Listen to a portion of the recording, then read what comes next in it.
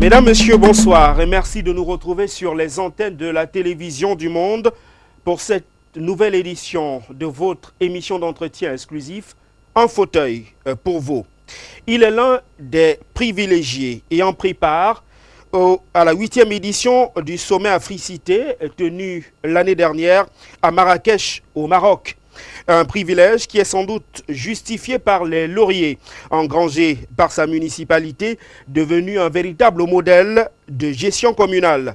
Vainqueur du prix du guichet de performance du Programme national de développement participatif dans la région du littoral pour l'année 2018, la commune de Dibon-Barry conserve son trône et suscite le respect de son exécutif communal à la tête duquel se trouve Sa Majesté Frédéric Guimé Ekolo.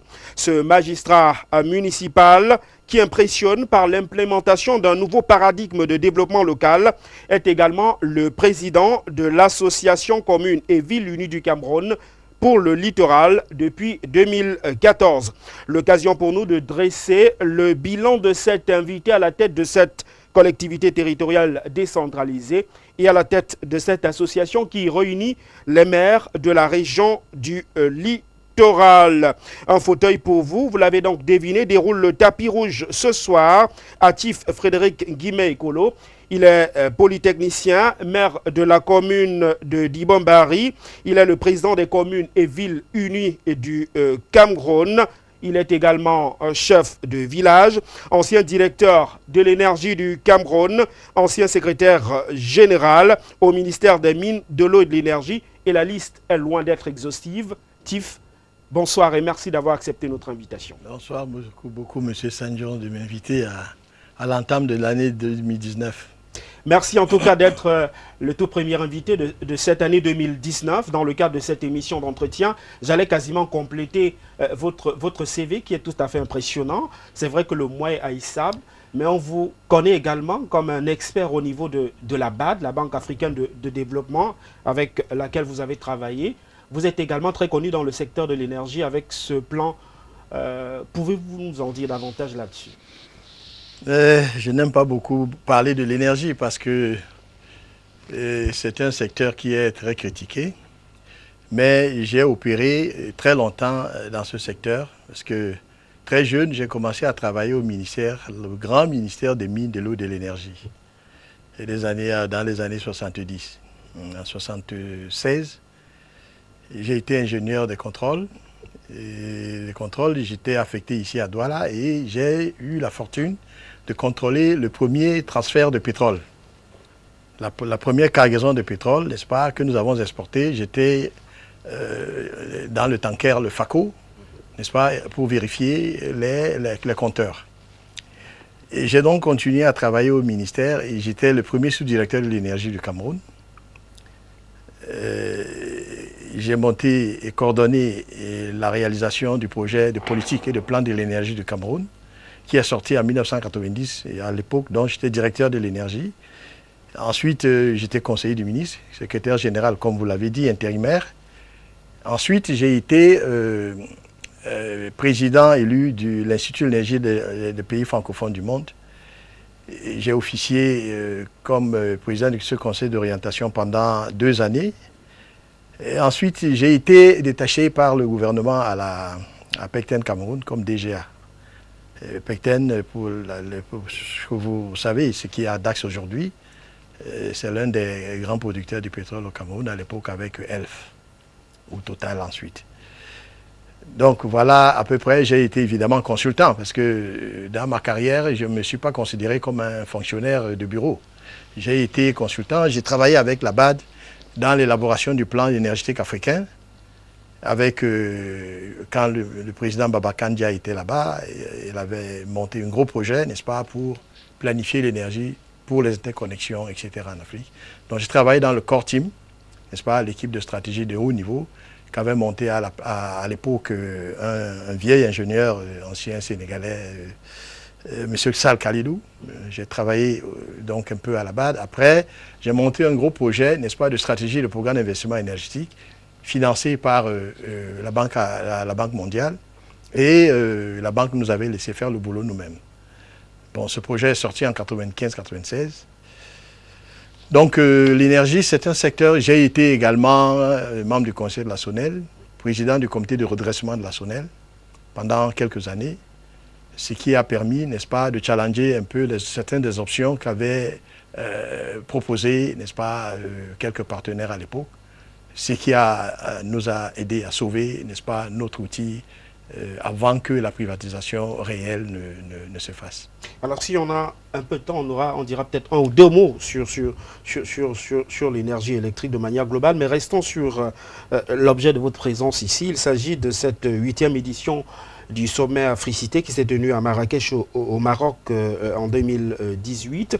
La thématique de cette édition, c'était la transition vers des villes et territoires durables, le rôle des collectivités d'Afrique. Quel regard jetez-vous sur cette thématique? Bien, bon, c'est une thématique qui suit un peu les évolutions en matière de développement durable dans le monde.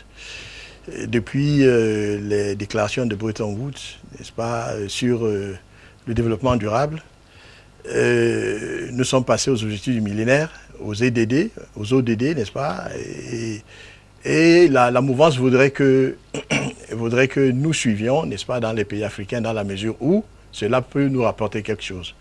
Le sommet Africité qui s'est tenu à Marrakech a été un très bon sommet parce qu'il a contribué à consolider, n'est-ce pas, la conscience des maires d'Afrique que autour de concepts de développement durable, il y a la lutte contre la pauvreté. Donc, les services essentiels, n'est-ce pas, l'accès à l'eau, à l'électricité, l'assainissement, les emplois, n'est-ce pas, et tous les autres sous-paradigmes, n'est-ce pas, qui s'accrochent à celui-là. Alors, les villes où le développement durable passe également par une transition écologique, sauf si je ne m'abuse. Bien sûr. Pensez-vous que les communes, en majorité en Afrique au sud du Sahara, ont aujourd'hui les coups des franches pour relever ce défi? Oui, je dirais également qu'il faut beaucoup d'efforts pour que nous soyons à la mesure de relever ces défis. La transition écologique, je pense que la première chose, c'est que nous en sommes conscients. Nous en sommes conscients, mais les villes et les territoires, parce qu'il faut séparer les deux choses. Les villes, c'est-à-dire les communautés urbaines, quand vous prenez le cas du littoral, nous avons quelques villes. Nous avons Douala, nous avons Edea, nous avons Konsamba, nous avons des villes intermédiaires. Et le gros, n'est-ce pas, c'est les zones rurales. Dans les zones rurales, il n'y a pas tellement de problèmes écologiques en tant que tels.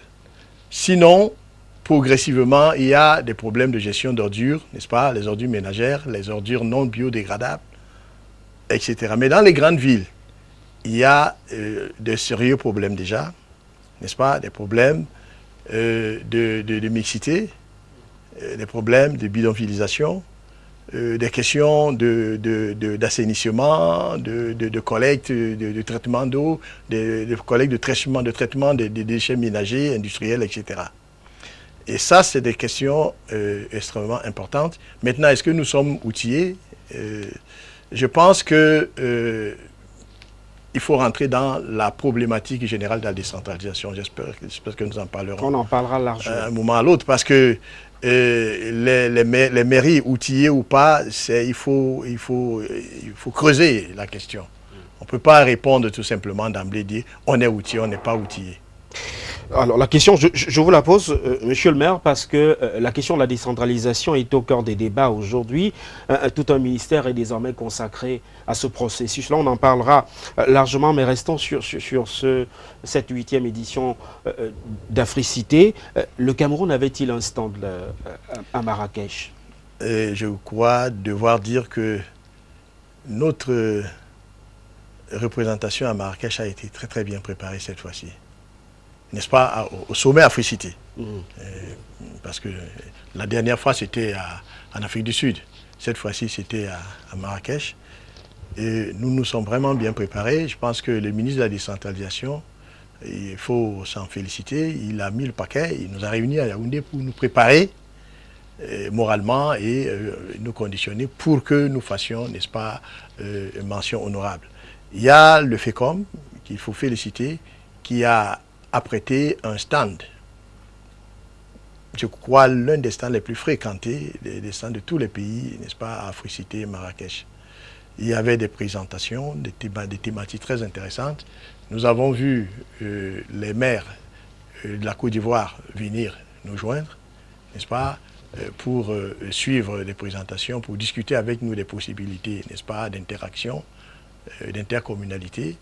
Je dois dire que pour avoir assisté, n'est-ce pas, à la deuxième édition déjà d'Africité, lors de mes mandats de président de CVUC Littoral, je dois dire que cette fois-ci, nous avons fait une mention honorable. Alors, est-ce que le modèle de la décentralisation à la camerounaise a été suffisamment vendu à Marrakech? Est-ce que c'est d'abord vendable? Oui, il y a des aspects extrêmement positifs en matière de décentralisation, parce que les gens pensent que décentralisation, c'est tout simplement la question du transfert des ressources. Ça, c'est important. C'est une question critique. Et je crois que c'est d'ailleurs une condition sine qua non. Cependant, il y a des aspects très positifs, tels que l'organisation de la gestion des ressources communales à travers le FECOM. Il y a des pays qui n'ont pas ce type d'organisation et qui fonctionnent aussi bien. Oui, vous me direz, le FECOM par le passé a connu des situations relativement peu reluisantes. Mais aujourd'hui, je dois dire que le FECOM fait du très très bon travail. Et c'est un modèle pour beaucoup de pays d'Afrique. Alors, je voudrais que vous dites un petit mot sur deux de vos, j'allais dire, de vos homologues, hein, qui ont été honorés à la faveur de cette 8e édition d'Africité. Il s'agit de Madame Célestine Kétia-Cortez, aujourd'hui propulsée à la fonction de maire du développement urbain et de l'habitat. Elle était à ce moment donné le maire de la ville de Banganté, tout comme Félix Camille Akwa, directeur général du FECOM, qui ont été respectivement reconduits au poste de présidente du réseau des femmes élues locales d'Afrique et président du réseau des institutions africaines de financement des collectivités, par un corps électoral constitué des maires venus du continent africain. Que vous inspire ce vote de confiance? Mais ce vote couronne, n'est-ce pas, les efforts effectués d'une part par Madame Kétia-Cortez, que je voudrais à cette tribune, comme ancienne collègue maire, aujourd'hui comme mon ministre, n'est-ce pas, féliciter de tout cœur.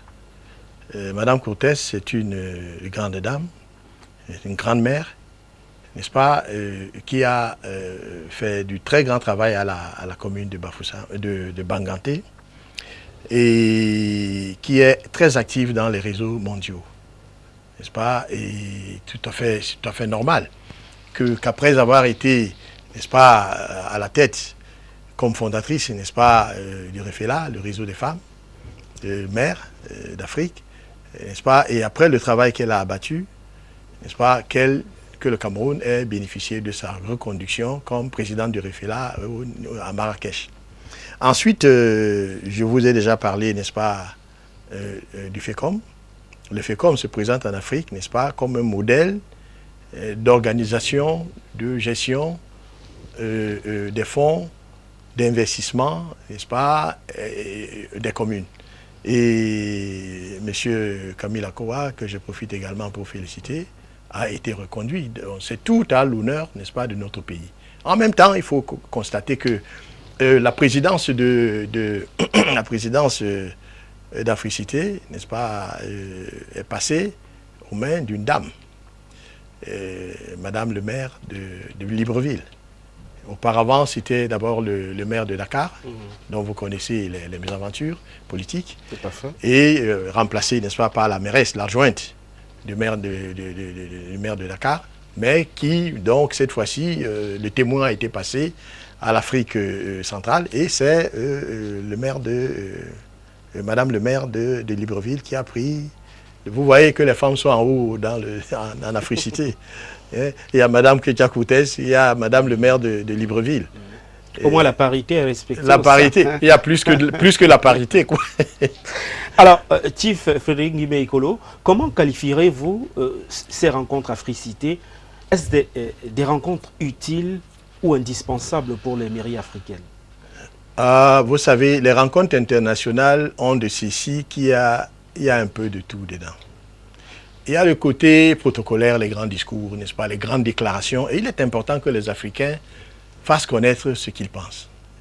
Et je pense que dans cette question de mondialisation, les Africains ne peuvent pas se mettre à côté pour quelque prétexte que ce soit. Donc, il était tout à fait normal, parce qu'on parle de cités et gouvernements locaux du monde. C'est une organisation mondiale. Ensuite, il y a cités et gouvernements locaux d'Afrique. Et c'est au sein de cela que s'organisent les sommets à Africité. Donc, c'est autour, n'est-ce pas, de la structuration de ces grands enjeux mondiaux que, justement, se tissent les grandes stratégies. Et il est tout à fait normal que l'Afrique soit dans ces milieux-là. Et qu'on s'organise, n'est-ce pas, à faire connaître, à faire savoir ce que nous voulons et ce dont nous sommes capables. Je pense que l'un des aspects importants d'Africité, c'est quoi?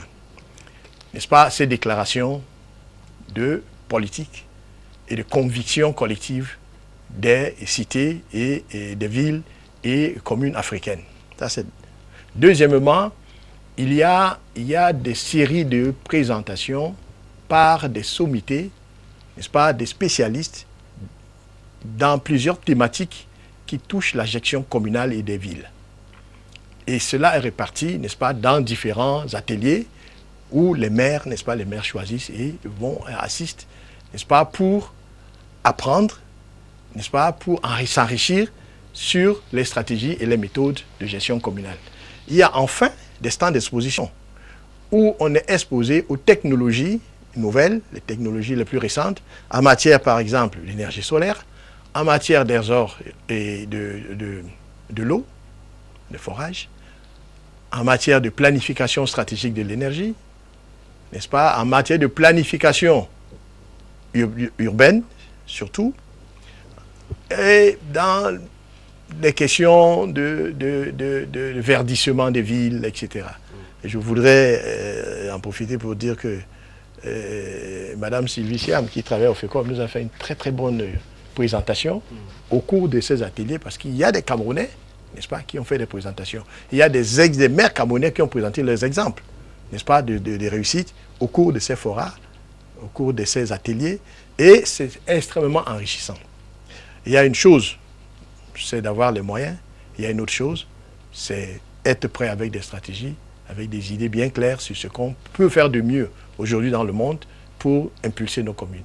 Monsieur le maire de la commune de Dibambari, j'aimerais qu'on revienne un tout petit peu sur la thématique qui a été retenue pour cette 8e édition d'Africité.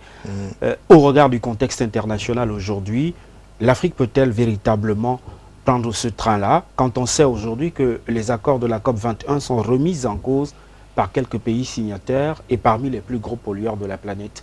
L'Afrique doit-il aller vers cette transition écologique au regard de cette actualité-là? C'est une question extrêmement intéressante. Oui, et lorsque j'officiais à l'Institut de l'énergie, n'est-ce pas, des pays en commun l'usage du français, on s'est retrouvé à un moment donné avec un ami tunisien, Monsef, qui a été directeur de l'ASTEC, tunisien de l'étude du gaz, et ensuite ministre et tout. On a créé, et un Sénégalais, nous nous retrouvions dans un hôtel à Dakar. Et on se disait, mais au fond, ces gens-là, ils nous fatiguent avec les thématiques mondialistes. Mais qu'est-ce que nous pouvons faire? Alors, il se trouvait que nous étions tous directeurs de l'énergie dans nos pays respectifs. Nous nous sommes dit, oui, ce sont des thématiques. Si on voit un peu, on voit les objectifs du monde développé, leurs objectifs, on sait qu'ils se reconnaissent les grands pollueurs. On sait également que leurs le problème, c'est que ils compensent d'une certaine mesure leur pollution par des actions de développement. Il y en a qui sont convaincus qu'il faut dépolluer, qu'il faut, il faut aller vers les actions fortes de réduction des gaz à effet de serre pour réduire sensiblement l'élévation de la température et des niveaux des mers. Ça, c'est vrai, il y en a qui sont relativement convaincus, il y en a qui n'en veulent pas. Ou qui se disent que oui, nous allons jouer sur les crédits carbone, nous allons jouer sur plusieurs facteurs et continuer à polluer, mais... alors, où est notre intérêt? C'est là où, dans cet hôtel, nous nous sommes dit, mais bénéficions, autant que faire se peut, de cette stratégie. De quoi pouvons-nous... Alors, je vais vous raconter une chose. Lorsque nous avons fait le plein d'énergie de Cameroun à l'époque, nous avons utilisé à fond le modèle de développement durable. C'est-à-dire, nous avons tablé sur un modèle basse consommation. Nous nous sommes dit, nous n'aurons pas tout l'argent nécessaire pour équiper le Cameroun à bloc et rencontrer la croissance de la demande. Il faut équiper en aménagement, mais il faut adopter un modèle basse consommation. Qui veut dire quoi? Qui veut dire qu'il faut appliquer à bloc les mesures de conservation d'économie d'énergie. C'est-à-dire utiliser les lampes basse consommation. Aujourd'hui, on parle de LED. Utiliser là où on peut le faire, les énergies alternatives dans le solaire. Donc, à ce moment-là, nous discutions de ça, et je vous parle là des années 90, entre 90 et 95. Et là, la Tunisie a suivi en force. Il y a le Maroc qui a suivi en force l'énergie solaire, la maîtrise de l'énergie. Et vous trouverez que dans beaucoup de ces cas de figure-là, l'accès à l'énergie est presque entre 90 et 100%. Le solaire, et c'est des choses qu'on peut discuter pendant longtemps. Donc, quelque part, ces dynamiques-là ont du positif pour nous. Il ne s'agit pas pour nous de nous lancer à corps et âme, n'est-ce pas, dans les débats stratégiques des pays développés, mais de voir qu'est-ce que nous pouvons en tirer. Et c'est ça l'enjeu. Quand vous prenez le côté assainissement, imaginez-vous un seul instant que le Vouri soit complètement pollué, tout le fleuve soit complètement pollué. Qu'est-ce qu'il faut faire à un moment donné? Il faut dépolluer. Et ça coûte cher. Le petit lac de Yaoundé, là, il a été question à un moment de le dépolluer. Mais s'il fallait prendre des mesures pour éviter sa pollution, et c'est ça qu'il fallait faire. Parce qu'à un moment donné, dans le cas du lac de Yaoundé, par exemple, il y avait des stations d'épuration. À Douala, quand on a fait les cités, il y avait des stations d'épuration, mais est-ce qu'elles ont marché? Est-ce qu'elles n'ont pas rejeté leurs effluents qui se retrouvent dans le Vouri, etc. À l'époque, les gens faisaient du ski nautique dans le Vouri. Est-ce qu'elles le font aujourd'hui? Est-ce que c'est une question de stratégie d'ODD? Non. Nous avons des problèmes. Et il faut prendre des mesures, n'est-ce pas, pour pouvoir anticiper et résoudre nos problèmes. Maintenant, si on peut bénéficier de cette mouvance stratégique globale, là, il faut en bénéficier. Et ça, c'est un autre niveau. Donc je pense qu'il faut relativiser les choses. Je voudrais qu'on sorte de ce sujet sur Africité, monsieur le maire de la commune de Dibombari, pour parler de l'actualité autour de votre municipalité.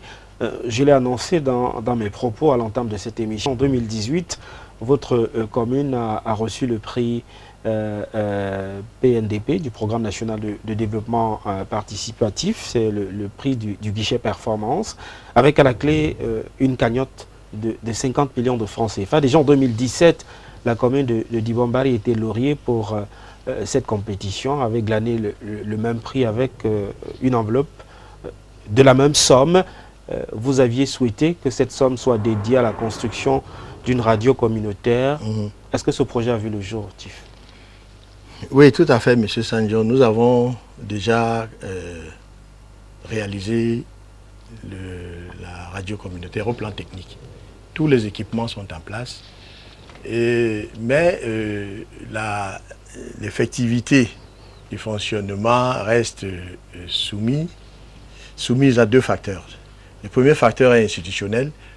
Je ne voudrais pas que la radio soit une radio de la commune de Diboumbary, mais une radio des communautés de Diboumbary. Donc nous sommes en train de travailler sur la mise en place d'une sorte de coopérative qui va intégrer, n'est-ce pas, pour une gestion inclusive, tous les citoyens, les élites, tout le monde, maintenant avec la commune, n'est-ce pas, comme partie prenante majeure. Ça, c'est le premier point. Le deuxième point, c'est le côté administratif. Il nous faut une fréquence officielle.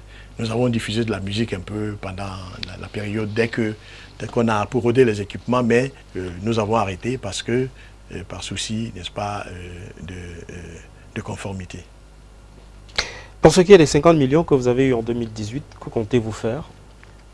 Oui, nous comptons l'investir dans le secteur de la santé. De la santé, il y a un centre de santé à Bekoko, n'est-ce pas, qui dessert beaucoup de communautés, dont une forte communauté anglophone qui est juste à Yapaki, et tout un lycée polyvalent et plusieurs localités qui ne sont pas suffisamment arrosées. Donc c'est un tout petit centre de santé. On va le consolider et on va également résoudre un problème qui est crucial parce que devant ce centre de santé qui jouxte avec le lycée, il y a une stagnation d'eau importante pendant la saison des pluies. Et il faudra drainer ces eaux, n'est-ce pas? Parce que en saison de pluie, cette eau envahit le centre de santé jusqu'à hauteur de 1,50 m. Donc il s'agit de grands travaux, n'est-ce pas? Est-ce que vous avez débuté les études de faisabilité dans oui, nous avons les études déjà. On a fait le dossier technique. TIF, 2 fois lauréat du prix Guichet Performance du Programme national de développement participatif. Certains ont cru y voir une sorte de connivence entre la mairie de Diboumbary et le jury qui délibère. Vous êtes proche du jury pour glaner successivement ce prix à 2 reprises? Oh, M. Sagno, vous me faites rire, mais oui.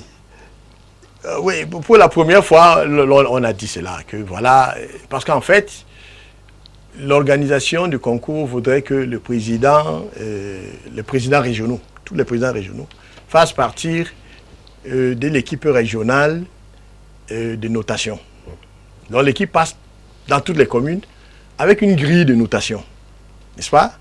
Et on note, point par point, et à la fin de la notation et du débat avec le maire approuve, le maire signe. Ensuite, au niveau régional, il y a une réunion régionale qui est présidée par quelqu'un qui est un gros responsable de la région, n'est-ce pas, des services du gouverneur, et qui ensuite envoie les rapports à Yaoundé au sein d'une commission nationale d'évaluation qui est présidée par quelqu'un qui est réputé assez strict, l'ancien ministre Aboué Machoui. Alors, ils reprennent tout à zéro et vérifient et ils déclarent donc les vainqueurs. Bon, si la première fois, j'avais été soupçonné n'est-ce pas, de délit d'initié, la deuxième fois, j'ai refusé systématiquement de faire partie, n'est-ce pas, de l'équipe de notation régionale. J'ai dit qu'on m'a appelé, mais vous ne venez. J'ai dit non, je préfère ne pas venir parce que pour éviter, n'est-ce pas, les soupçons de délit d'initié.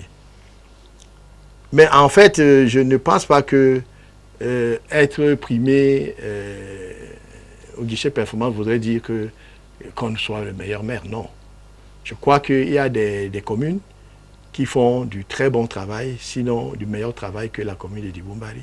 C'est tout simplement qu'il y a une grille bien définie qu'il faut. Et le programme national de développement participatif a des projets et des options qu'elle a mis en place. On pourrait rentrer dedans un peu, si vous voulez. On va rentrer dedans, mais peut-être qu'on dise rapidement un mot sur les critères de ce concours. Les critères de ce, bon, il y a l'un des premiers critères, n'est-ce pas, c'est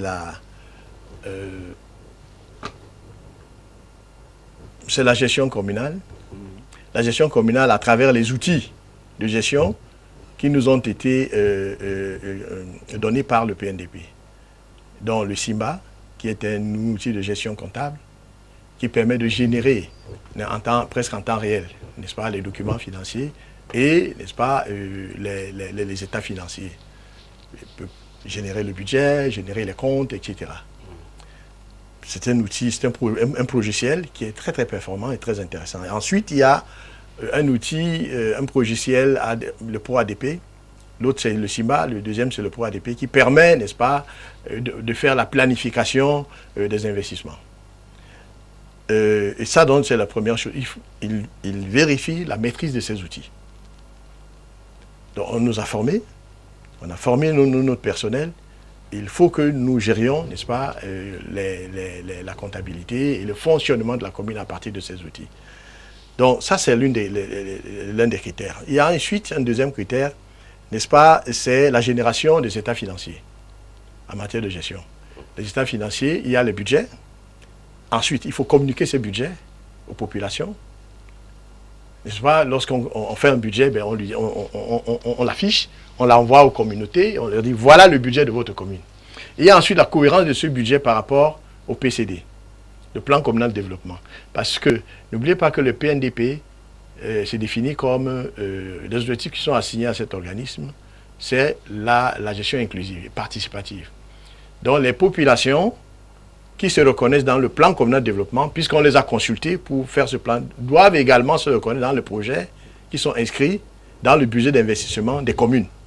Sinon, le maire peut se lever et dire que bon, moi je veux faire ceci, oublier complètement le plan communal de développement qui a été, n'est-ce pas, validé par les populations et décider, n'est-ce pas, de ce qu'il voudrait faire. Donc, il y a cet aspect-là. Il y a l'aspect internalisation. Il y a suivi des projets qui ont été réalisés dans la commune par le PNDP. Lorsqu'on réalise les hôpitaux, il y a des commissions de gestion, des comités de gestion. Il faut que ces comités fonctionnent pour la pérennisation de ces investissements. Il y a les mesures endogènes, c'est-à-dire quelles sont les mesures, quelles sont les dispositions que les communautés, avec l'aide de la commune, ont prises, n'est-ce pas, pour dynamiser le fonctionnement de ces investissements. Je prends par exemple le cas d'un marché. Si le PNDP a aidé une commune à construire un petit marché, mais l'extension de ce marché, qu'est-ce que le comité a fait? Ça rentre dans le cas de mesures endogènes. C'est un exemple que je donne. Donc, il y a d'autres critères. Hein. Il y a par exemple le dépôt des comptes de gestion à la Cour des comptes. Si une commune ne dépose pas, n'est-ce pas, ses comptes à la Cour des comptes, il est pénalisé, il perd des points. Donc, il y a tous ces points-là qui n'est-ce pas, qui sont mis ensemble pour juger de la performance de la commune. Monsieur le maire, quelle est la pertinence du programme de développement participatif et son impact sur le développement des communes? D'abord, pour la gouverne des téléspectateurs, comment on le définit, ce programme national de développement participatif? Je pense que c'est... Bon, comme je vais répondre comme utilisateur, comme consommateur du produit. Je dois dire que certains ne perçoivent pas trop l'utilité de ce programme en raison, n'est-ce pas, de la modicité du coût des projets, des sommes qui sont, n'est-ce pas, en jeu. Mais c'est un projet qui est extrêmement structurant dans la mesure où, premièrement, n'est-ce pas, il nous apporte de la formation. Et c'est l'un des problèmes cruciaux des communes. Il nous aide à combler un déficit important, le déficit de personnel. Et de personnel vraiment qualifié et dans des domaines extrêmement importants tels que le développement. Donc, ils nous ont mis en place un cadre de développement qui était d'abord payé par le PNDP, ensuite payé par les communes. Le cadre financier, donc ils ont formé et ils ont mis à nos dispositions des cadres capables, n'est-ce pas, d'élaborer l'assiette financière Et l'assiette fiscale, autant pour moi, l'assiette fiscale, c'est ce qui permet aux communes d'aller chercher de l'argent, n'est-ce pas, des taxes, de collecter des taxes au sein du tissu communal. Donc le PNDP n'apporte pas simplement des projets, il nous a permis, n'est-ce pas, de structurer, de résorber un déficit extrêmement important que décrit toutes les communes dans l'ensemble. Ensuite, il y a des micro-projets. Et la procédure même de gestion des projets, et c'est là où c'est très intéressant, parce que les petits projets, même si c'est 20, 30, 15 millions, vous avez au départ l'étude de faisabilité, vous avez ensuite l'étude environnementale, ensuite vous avez le COGES, le comité élargi au sectoriel pour approuver, n'est-ce pas, parce que c'est seulement les sectoriels, mais c'est pas seulement les sectoriels, mais également quelques représentants de la société civile et les communautés pour approuver les projets avant leur réalisation. C'est une procédure qui est une procédure qui rentre dans leur ligne de pensée, à savoir l'inclusivité des populations. Et c'est en cela que c'est important, n'est-ce pas, pour la gestion communale future. Pourquoi? Parce que la commune, c'est l'affaire de tout le monde. C'est l'affaire de toutes les communautés dans une commune. Et à travers ce processus-là, les programmes du PNDP, les projets du PNDP assurent l'inclusion des communautés. Et ça, c'est extrêmement important. Voilà donc, moi, je crois la particularité importante du PNDP, non pas en termes d'intensité financière des projets, mais en termes de méthodologie, de structuration même de l'action de la commune. Quelles sont les priorités de la commune d'Ibambari pour l'année 2019? Bon, l'année 2019, vous savez, c'est la dernière année du mandat. Bon, il y a deux aspects.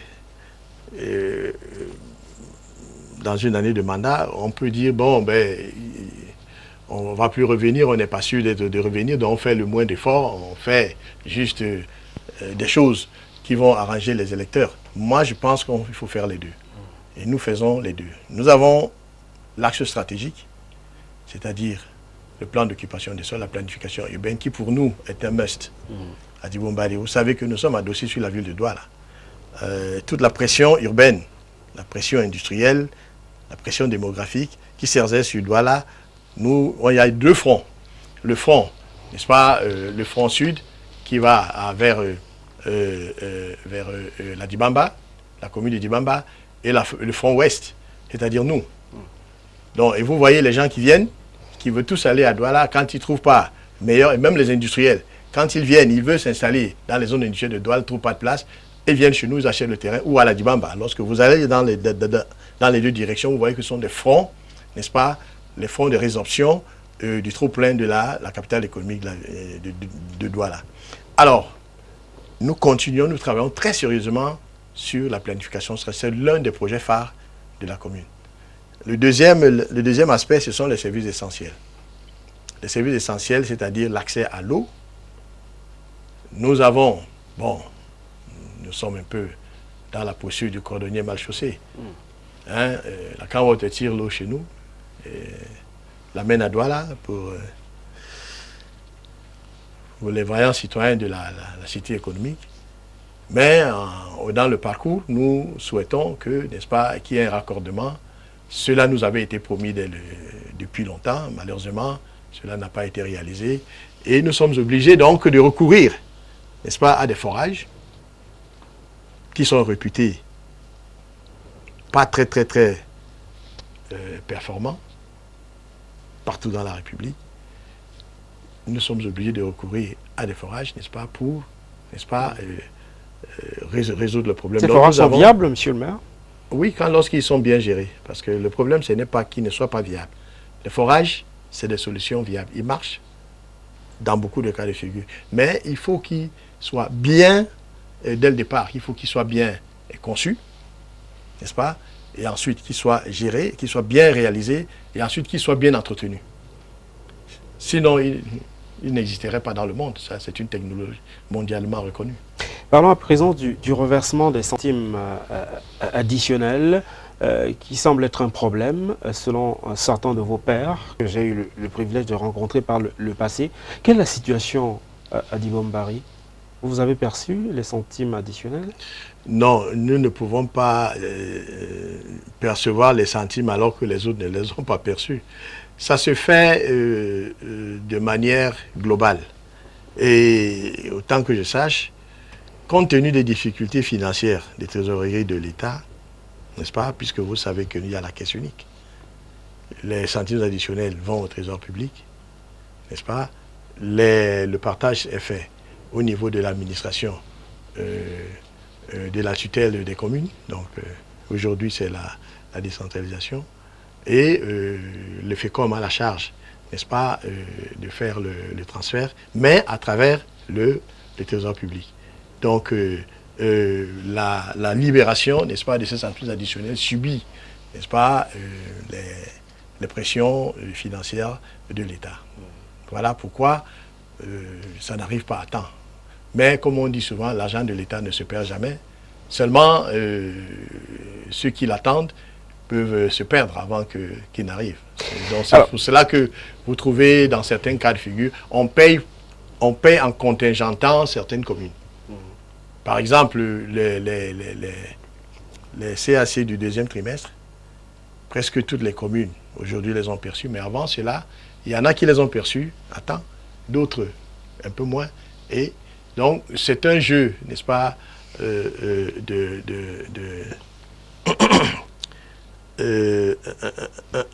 un jeu très athlétique que fait le Trésor public pour essayer de résoudre son problème de trésorerie. Et pour ce qui est de la question des salaires, monsieur le maire, dans les rangs des magistrats municipaux, c'est un problème qui est très souvent évoqué.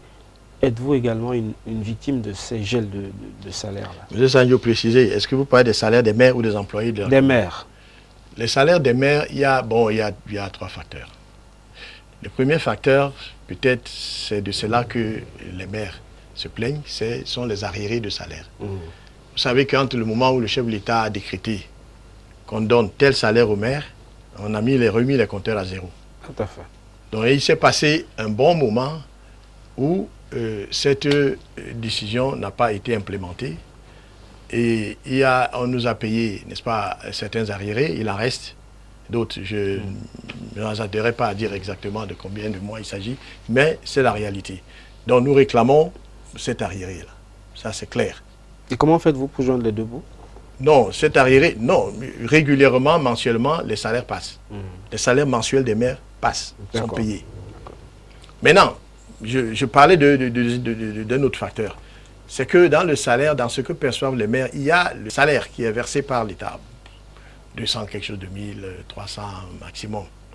Maintenant, il y a et puis s'il vous plaît, c'est étagé en fonction, n'est-ce pas, du compte administratif, du budget, etc. Il y a des maires qui ont un peu plus, il y a des maires qui ont un peu moins.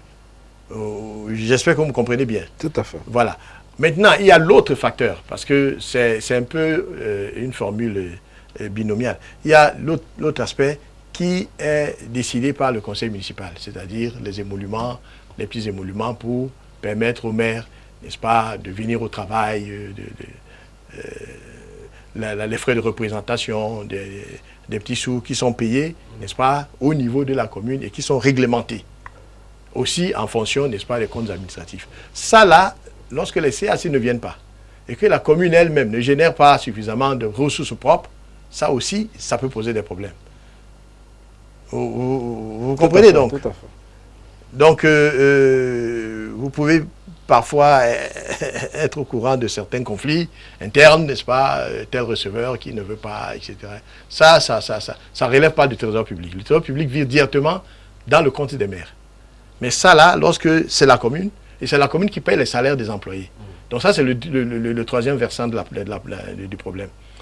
Les employés de la commune ne sont pas, ils sont payés par la commune. Soit à travers les centimes additionnels, ce qui normalement n'est pas souhaitable. Si la commune est capable de générer les ressources propres, c'est à travers ces ressources qu'il faudrait payer. Mais beaucoup de communes n'ont même pas d'assiette. Les communes rurales, il y a des communes qui sont dans l'interland, qui ne génèrent pas grand-chose. qui vivent essentiellement de ces centimes additionnels, parce qu'il y a une péréquation au niveau national. Les communes qui produisent plus de, n'est-ce pas, qui génèrent plus de recettes parce qu'il y a plus d'industrie, il y a plus de ressources en patente, etc., etc., aident celles qui, n'est-ce pas? Non, non, pas. Bon, il y a aussi les questions de douane, vous savez, quand l'activité économique se tasse un peu, les recettes douanières, parce qu'il y a une partie, n'est-ce pas, qui est reversée aux communes. Tout à fait. Donc il y a énormément de facteurs, et vous savez, vous connaissez les problèmes de sécurité. Les problèmes de sécurité pèsent énormément sur les trésors.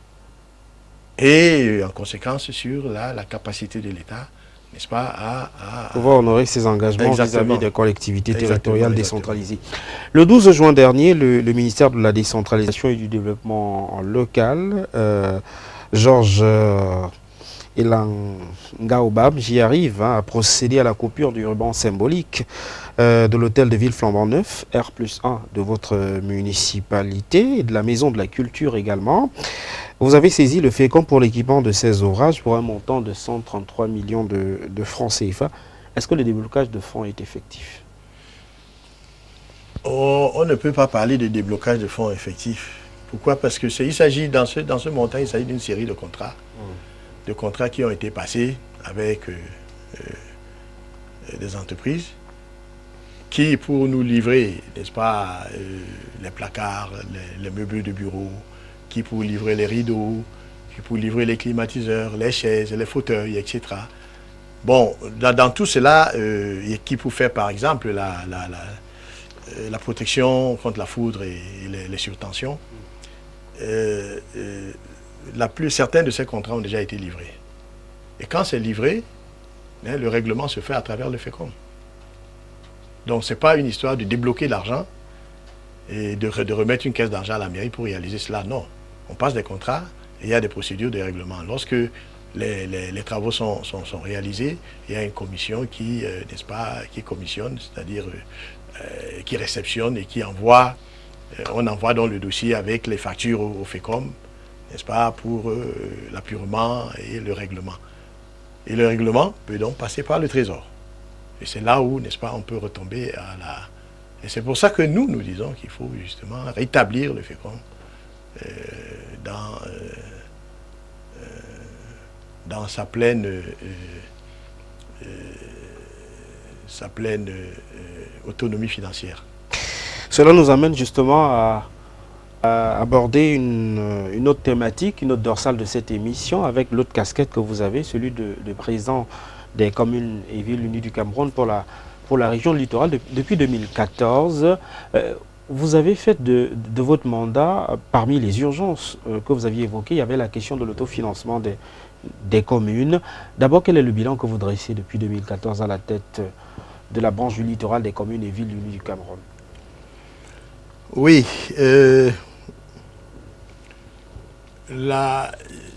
nos objectifs étaient très ambitieux lorsque nous avons pris les rênes de CVUC. Certains objectifs, je peux dire qu'on les a déjà remplis à 100%. Nous nous étions fixés comme objectif de rétablir un peu la crédibilité de notre institution. D'abord en lui donnant une plateforme visible. Nous avons des locaux que vous connaissez et qui ont pignon sur rue, boulevard de la République, juste en face de la salle des fêtes d'Aqua. Et nos services, les maires y vont quand ils veulent. Ils peuvent bénéficier de services, n'est-ce pas, du secrétariat des CVUC. Et ces bureaux fonctionnent à 100% depuis que nous sommes là. Donc la visibilité est là. Et ça, c'était l'un de nos objectifs. Le deuxième objectif, c'était d'impulser l'interconnectivité. Je pense que c'est de ça que vous parlez. Lorsque vous dites, vous parlez un peu du financement des communes. Nous avions pensé que nous devions organiser le forum et la maturation de projets ensemble pour rechercher ensuite le financement ensemble. Qu'est-ce que nous avons fait aujourd'hui? L'année dernière, nous avons, comme vous le savez, nous avons organisé le grand forum, un forum, et à la marge de ce forum, nous avons fait une exposition du potentiel des communes pour que les communes puissent vendre leur capacité, n'est-ce pas, à attirer les investisseurs. Nous avons essayé, n'est-ce pas, d'attirer le secteur privé, le JICAM et les autres organismes patronaux, pour qu'ils se rendent compte de ce que il faut qu'ils voient le potentiel des communes et qu'ils s'intéressent à investir dans l'Interland. Monsieur le Président, est-ce que la mayonnaise a pris? Je pense que c'est très... Il faut se rendre à l'évidence que ça devrait prendre du temps pour que ça prenne. Pourquoi? Parce qu'il y a eu un facteur. À cette période-là où nous organisions notre forum, la plupart de ces organismes-là, le JICAM et l'autre organisme, avaient en même temps des activités importantes. Donc, nous n'avons pas pris suffisamment de temps. Parce que les forums comme ça, il faut les préparer 2 à 3 ans avant. Et être certain que il n'y a pas de collision de date. Il y a eu ces interférences-là qui ont joué à la défaveur de notre organisation. Et donc, je pense qu'il nous faudrait un peu plus de temps, n'est-ce pas, pour préparer. Il faut 2 à 3 ans pour préparer ce genre d'événement. Parce que c'était extrêmement ambitieux. Bon, mais sur le principe, je pense également que nous avons approché formellement ces organismes. Certains n'ont même pas répondu. Et c'est là où je dis qu'il y a du travail à faire. On ne va pas attendre une recolonisation pour que les industriels, n'est-ce pas, camerounais, aillent dans les zones rurales. Les colons sont venus ici, nous étions dans la ruralité absolue. Ils nous ont exploités en comptoirs coloniaux. Et aujourd'hui, on ne va pas... tous les industriels, les PME camerounais, si elles ne sont pas dans la ville de Douala, Yaoundé ou de Benkribi, ne veulent rien faire. Il faut aller dans l'Interland. Le bois ne se trouve pas à Douala. Le bois se trouve dans les localités rurales. Il faut y installer des scieries. Il faut installer des industries qui vont générer des recettes dans ces communes, dans ces communes-là, et résorber, n'est-ce pas, l'exode rural, résorber la pauvreté, etc. Si tout le monde veut s'installer à Douala, à Dibombari, à Dibamba, ou alors à Yaoundé, ou alors à Kribi demain, ben écoutez, toutes les autres zones vont complètement se traverser et rester tout simplement des villages totalement désarticulés, pauvres et des pourvoyeurs, n'est-ce pas, de bidonvilles aux grandes cités, et des pourvoyeurs, n'est-ce pas, de chômeurs et des grilles. Donc il faut absolument que... C'est pour ça que nous avons monté cette stratégie-là. Elle n'a pas pris, mais nous ne nous décourageons pas. Nous pensons qu'il faudrait que nous allions, n'est-ce pas, davantage vers les industriels, puisque c'est nous qui avons un potentiel, ce sont les communes qui ont un potentiel à vendre. Alors, vous avez parlé du siège de CFDC pour... autant pour moi, allez-y. Nous avons fait la maturation, n'est-ce pas? Nous avons également, sur le deuxième volet, la maturation des projets, nous avons fait la maturation parce que nous avons fait cotiser les maires. On a fait une cagnotte ensemble. Et nous avons maturé des projets communaux, au moins un bon projet par commune, et un certain nombre de projets intercommunaux, dont un projet sur le solaire, l'éclairage, l'énergie solaire, donc l'éclairage public, la transformation de tout ce qui est comme forage en motricité manuelle, en motricité solaire. C'est un grand projet de plus de 20 milliards que nous voulons porter justement aux ODD, à travers, n'est-ce pas, les organismes qui existent comme la BAD, n'est-ce pas, qui a un guichet un peu d'ODD, l'Union européenne.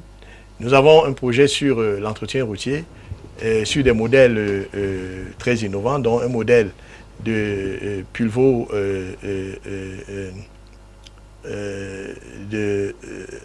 d'utilisation des géobétons, c'est-à-dire des équipements qui utiliseront le ciment et la terre, peut-être de la pouzzolane, en pluvio-mixage, n'est-ce pas, pour consolider les sols qui pourraient, n'est-ce pas, être utilisés pendant une durée de 20 ans minimum. Vous avez parlé du siège de cette association dans la région du littoral.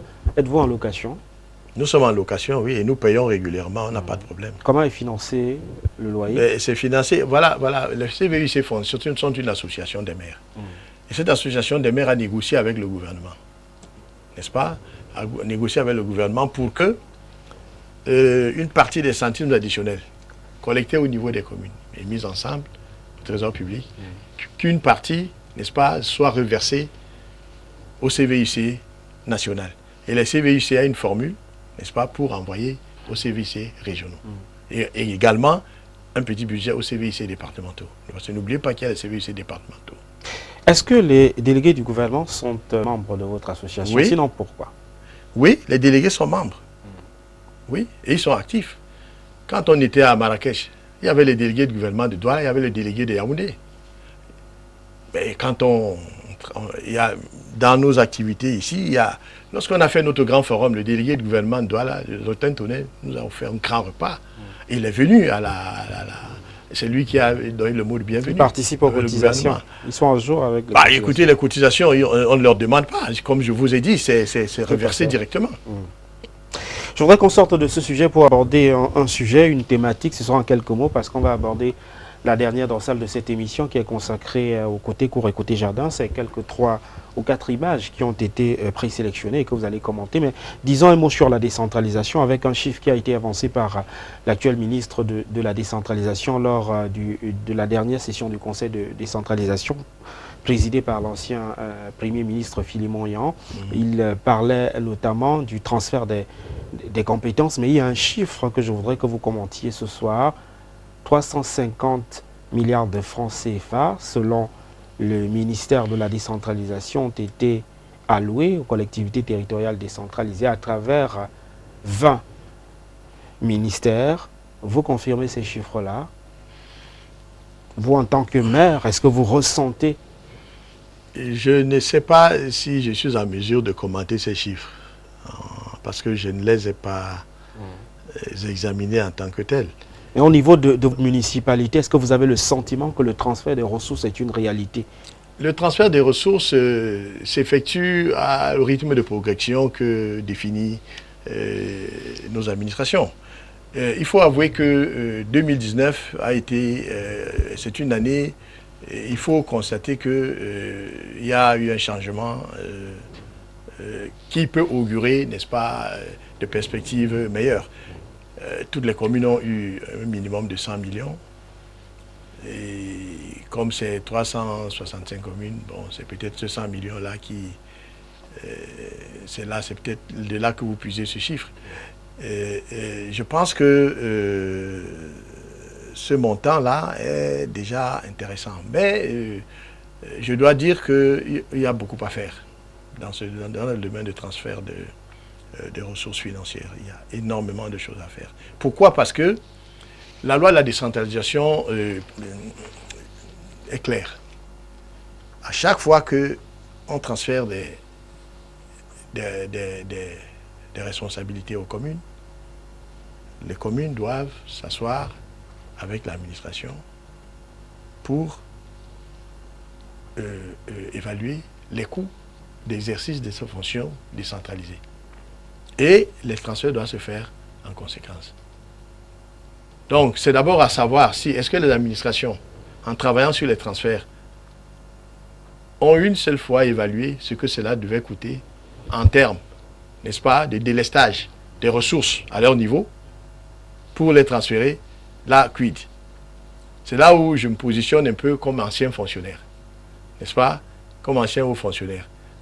C'est assez difficile de demander à quelqu'un qui a l'habitude de gérer certaines fonctions qu'il estime trop complexes pour passer aux autres, encore moins les moyens y afférents, ce n'est pas facile d'accepter de s'en dégager. Mais il faut une décision forte, une décision politique forte, parce que le développement mondial... Peut-être revoir une loi, la loi sur la décentralisation. Je ne sais pas si c'est simplement la loi. Vous savez, nous avons énormément de lois, mais l'application des lois pose énormément de problèmes, parce qu'elle repose sur des hommes qui ont des mentalités. Parce que dans l'administration, on a l'habitude de dire, bon, il y a un problème, on va faire des commissions. fait des commissions, ça va tourner en rond, tourner en rond, tourner en rond. Rien ne va se passer. À un moment donné, il faut dire ce qu'on fait et le faire. Est-ce que l'avènement des régions pour cette année 2018 annoncé par le président de la République lors du Conseil des ministres tenu à Yaoundé augure la possibilité d'une véritable accélération de ce processus-là, à votre avis? L'accélération de la décentralisation, je crois que je dois vous dire que nous sommes tous suspendus, pas simplement aux lèvres, mais à la plume, n'est-ce pas? Et puis à la, comment dirais-je,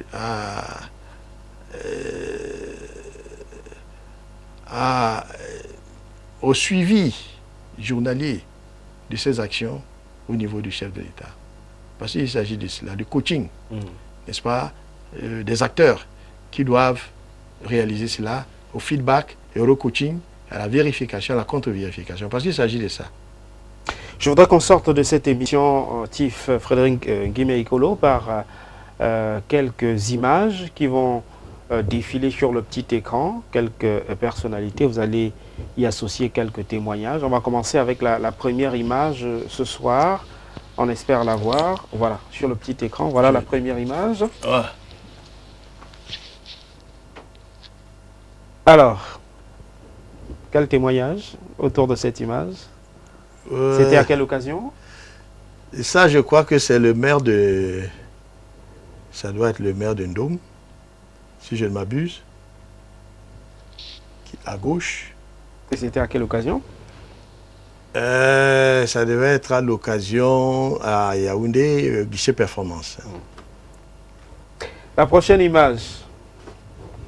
J'espère que je ne me trompe pas. Hein.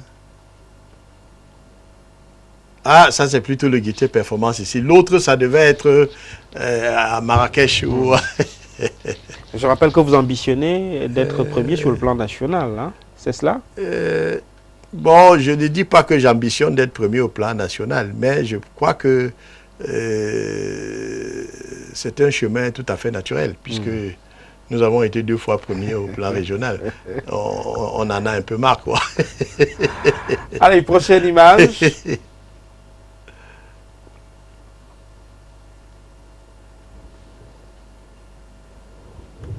Ça ne vous dit rien? Oui, bien sûr, ça me dit quelque chose. Ça, alors, votre président national des communes et villes unies du Cameroun, quels sont les rapports? Ça, c'est pas le président national, ça. Vous avez là, c'est pas l'image du président national. Alors, peut-être très mauvaise image. Donc, on va repartir avec la prochaine image. Voilà. Ça, c'est le Camille, à quoi j'y arrive. Oui. Voilà. Quels sont les rapports avec monsieur Félix? Nous avons des rapports très professionnels. C'est un monsieur très professionnel. Je crois que si on avait plusieurs comme ça... très ouvert. Oui, je crois que les choses vont très bien dans nos projets, dans la gestion de... Philippe Camille à quoi? Prochaine image. C'est l'actuel ministre en charge de la décentralisation et du développement local. Les rapports sont bons depuis l'avènement de ce ministère?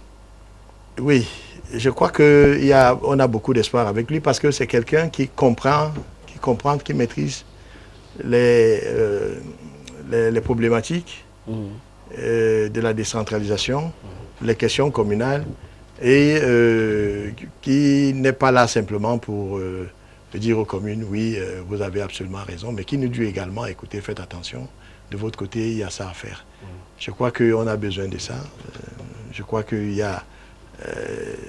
il y a également de bons signaux avec lui, c'est que Marrakech, ça a été un succès grâce un peu à son coaching. Et ensuite, vous avez annoncé le budget qui nous sera alloué. Il y a 100 millions minimum par commune et il y en a qui ont un peu plus. Je crois que ça augure d'avancées vu notre contexte que nous connaissons. Merci, Tif Frédéric Guimé-Ikolo, d'être venu dans le cadre de cette livraison d'un fauteuil pour vous sur les antennes de la télévision du Monde. Ce fut un plaisir de vous recevoir. Je rappelle que vous êtes le maire de la commune de Dibambari. Vous êtes le président des communes et villes unies du Cameroun pour la région du littoral. Vous êtes ancien directeur de l'énergie du Cameroun, ancien secrétaire général au ministère des Mines, de l'eau et de l'énergie. et j'en passe. Merci d'être venu ce soir dans le cadre de cette émission d'entretien. Je vous remercie beaucoup pour la persévérance avec laquelle vous m'avez finalement délogé de vos occupations. Parce que moi, comme je vous ai dit, je suis un homme de boulot, quoi. Un homme de terrain. J'aime beaucoup le terrain. Ça, ben, on a bataillé Dieu pour vous avoir, on vous a eu. Merci d'être venu dans le cadre de cette émission. Je vous remercie beaucoup, M. Sanjo, beaucoup pour m'avoir permis, n'est-ce pas, de communiquer avec... La communication, c'est extrêmement important. C'est notre devoir sur LTM Télévision. Merci de nous avoir suivis. C'était un fauteuil pour vous. Restez sur les antennes de la télévision du monde. Bien le bonsoir.